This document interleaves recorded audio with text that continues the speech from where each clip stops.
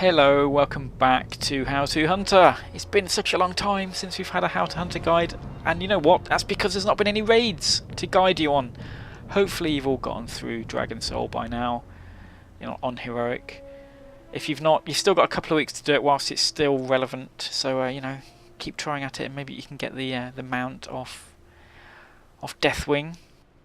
But today we're going to be looking at buffs and debuffs, specifically the buffs and debuffs that our pets can bring, because these have changed around a little bit, and I really wanted to cover things that you can prepare yourself for going into leveling up to level 90, doing dungeons and heroic dungeons, scenarios and of course raids.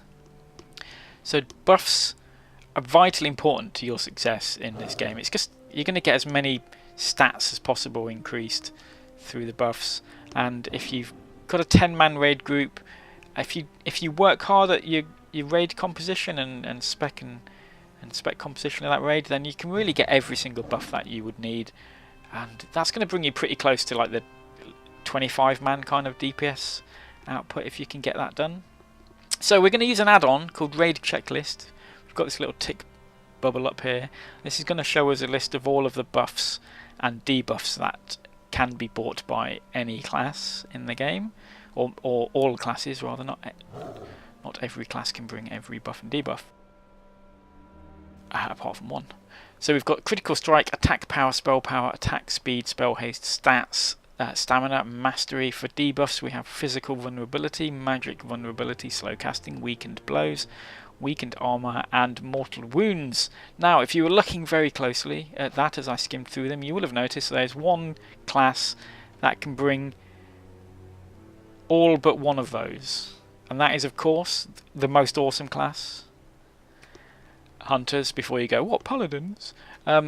Hunters, of course. There was one that was missing, that's spell haste, and this add-on has yet to be updated, but Hunters thankfully can now bring spell haste as well. It was snuck into 5.0.4 by the sneaky little bleeder that is Ghostcrawler. He didn't tell anybody, it wasn't in a patch note, he snuck the news out in a tweet. I don't like the way this social media is going. We do have a pet that can bring that buff, and if you look at this add-on here, you'll see that sometimes it'll mention a specific pet, sometimes it'll just say the spec, or sometimes it might just say hunter. That's what's so good about this add-on. It'll tell you exactly what you need to fill out your raid comp, and ideally, like I say, you want to be getting all of these buffs and debuffs green before your raid starts. I'm just going to show you how that works. So we've got a cat who brings mastery. When we dismiss the cat, funnily enough, mastery goes grey again. Pop out a wolf, critical strike goes green, and it even tells you, like I say, the pet, so we can have a wolf or a hydra, some other beast mastery pets there, and it tells you who is bringing that buff, which is quite useful. So spell haste is now actually provided by the Spore Bat, which I think is a joke, giving it to a Spore Bat, because obviously we've the hunter community have been joking about how awesome Spore Bats are for a long time. This add-on actually isn't showing it, but we now do have the buff Mind Quickening, spell haste increased by 5%. So really, at this point, your 10-man raid comp has no reason not to be bringing every single buff and debuff.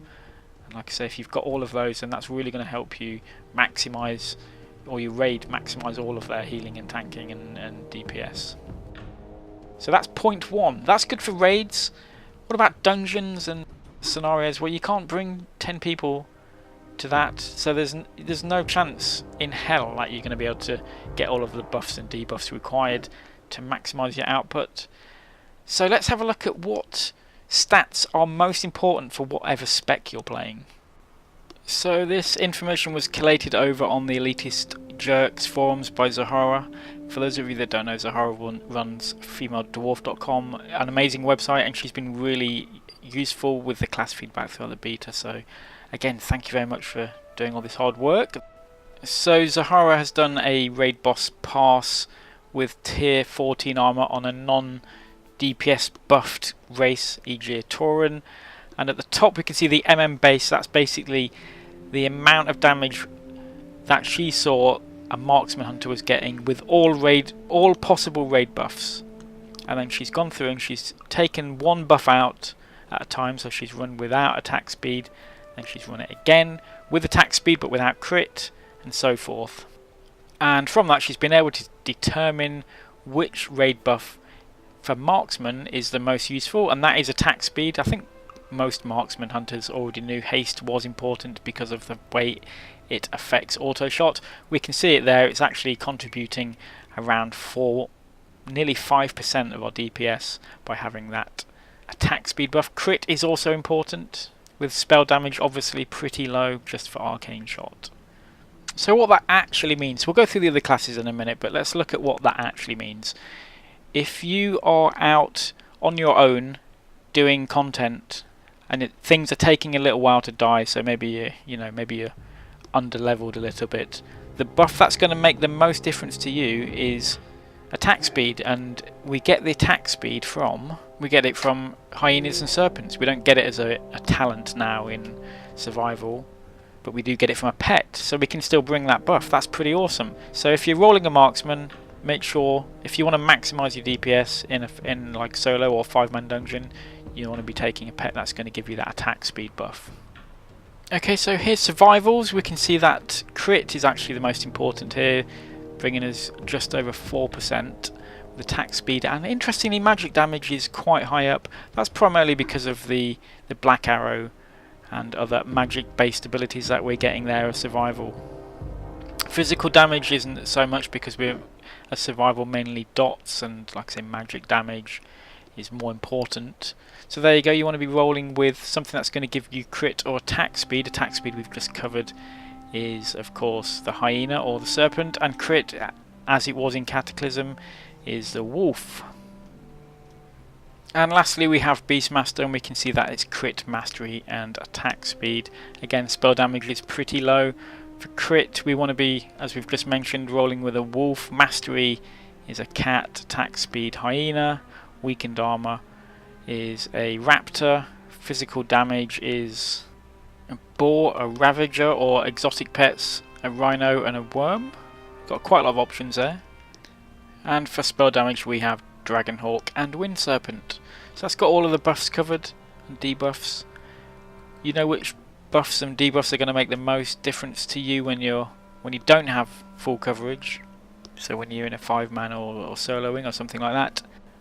And you know what's going to work best for you, or what pets to bring, or what you're missing when you're in a raid. So that's hopefully going to have you fully covered for pet buffs in Mists of Pandaria. Like I said, it's only a couple of weeks away. If you've got any questions or any feedback, as usual, drop them in the comment section below.